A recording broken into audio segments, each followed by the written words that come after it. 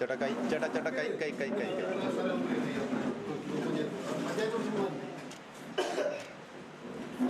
പ്രാദേശിക പത്രലേഖകരാണ് യഥാർത്ഥത്തിൽ ഒരു പത്രത്തിൻ്റെ വാർത്തകളുടെ ശക്തി സ്രോതസ് എന്ന് പറയുന്നത്. ആ പ്രാദേശികം എന്നുള്ള വാക്ക് തന്നെ തെറ്റാണ് എന്നാണ് എൻ്റെ വിശ്വാസം. കേരളത്തിലെ ഏതെങ്കിലും ഒരു മാധ്യമ പ്രവർത്തകനെ ഒരു മധ്യവർഗക്കാരൻ്റെ ജീവിതശൈലിയേ ഉള്ളൂ. അതിനപ്പുറത്തേക്കുള്ള ആളുകൾ വളരെ വളരെ വളരെ കുറവാണ്. എന്നാലും ആക്രമിക്കപ്പെടാനാണ് ഈ എൻ്റെ സഹപ്രവർത്തകരായ ഞാൻ ഉൾപ്പെടെയുള്ള ഈ സാധുക്കളായ മനുഷ്യർക്ക് യോഗമെന്ന് പറയാതിരിക്കാൻ നിവർത്തിയില്ല.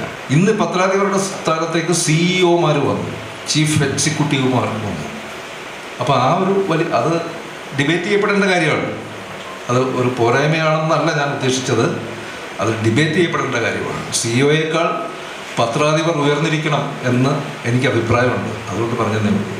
എനിവേ, ഇതൊക്കെ എൻ്റെ മാധ്യമ സുഹൃത്തുക്കളായ മല്ലപ്പള്ളിയിലെ സ്നേഹിതന്മാർക്ക് മുമ്പിൽ സംവാദത്തിന് ഞാൻ സമർപ്പിക്കുകയാണ്. പ്രസ് ക്ലബ്ബുകൾ എന്ന് പറയുന്നത് ആ നാടിൻ്റെ വികസനത്തിൻ്റെ ഒരു പ്രധാനപ്പെട്ട കേന്ദ്രമാകണം എന്നതാണ് ഒരു വെയ്പ്പ്. പ്രസ് ക്ലബ്ബ് കേവലം മാധ്യമ പ്രവർത്തകരുടെ ഒത്തുചേരുന്ന സ്ഥലം എന്നതിനപ്പുറത്തേക്ക് ആ നാട്ടിലെ പ്രശ്നങ്ങൾ, അവിടുത്തെ പോരായ്മകൾ, അവിടുത്തെ ജനങ്ങളുമായി സംവദിക്കാനുള്ള ഒരു പൊതു പ്ലാറ്റ്ഫോമായി മാറുകയാണ് വേണ്ടത്.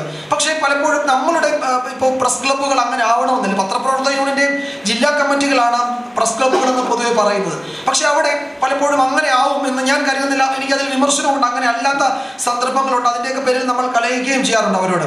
ഇപ്പോൾ ഒറ്റയ്ക്ക് വലിയ ഫൈറ്റുകൾ നടത്തുന്ന ആളുകൾ, ഒറ്റയാൻ പട്ടാളമായി നിൽക്കുന്ന ആളുകൾ, അവർ ആ സമൂഹത്തിൽ ഒരു മാതൃകയായിരിക്കും. അവർ ആയിരക്കണക്കിന് ആളുകളെ ജീവിക്കാൻ പ്രേരിപ്പിക്കുന്നതായിരിക്കും അവരുടെ ജീവിതം.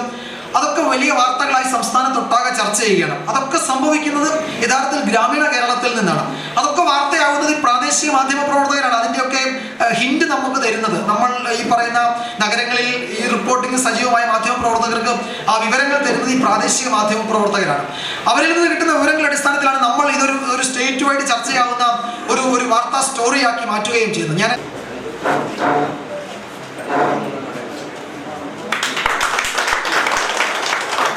ഇംഗ്ലീഷ് സാഹിത്യത്തിൽ PhD പഠിച്ച മകളാണ്.